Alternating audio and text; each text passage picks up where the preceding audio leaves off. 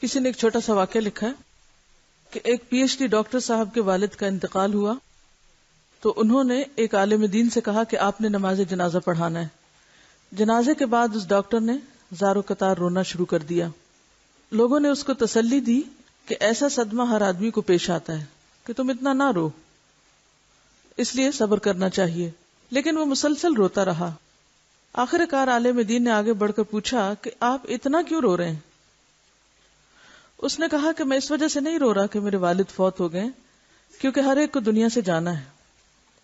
میں تو اس بات پہ رو رہا ہوں کہ میرے والد نے مجھے اتنی دنیاوی تعلیم دلوائی لیکن جنازہ پڑھنا نہیں سکھایا، دین کی تعلیم نہیں دی۔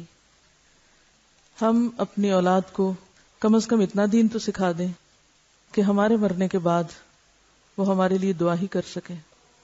ہر شخص کو وہی ملتا ہے نا جس کی وہ تڑپ رکھتا ہے، طلب رکھتا ہے۔ اگر ہم یہ چاہتے ہیں کہ ہمارے بچے جو ہیں وہ دنیا میں بہت آگے جائیں تو ظاہر ہے ہماری ساری کی ساری کوشش صرف اسی بات کے لیے ہوگی، دوسری کسی بات کی سوچنے کا وقت نہ ہوگا۔ لیکن اگر ہمیں اپنی اور اپنے بچوں کی آخرت یاد ہو تو اس میں سے کچھ نہ کچھ وقت ایسی تعلیم کے لیے بھی ضرور نکالیں۔ بہت سے لوگ جنازے میں شریک ہوتے ہیں لیکن پڑھتے کچھ نہیں، اس میں صرف ایکشن کر کے ختم کر دیتے ہیں کیونکہ پتہ ہی نہیں پڑھنا کیا ہے۔ ہو سکتا ہے آپ کو زندگی میں کبھی بھی موقع نہ ملے کسی کا جنازہ پڑھنے کا، لیکن آپ اپنے بچوں کو اس کی تعلیم تو دے سکتے ہیں۔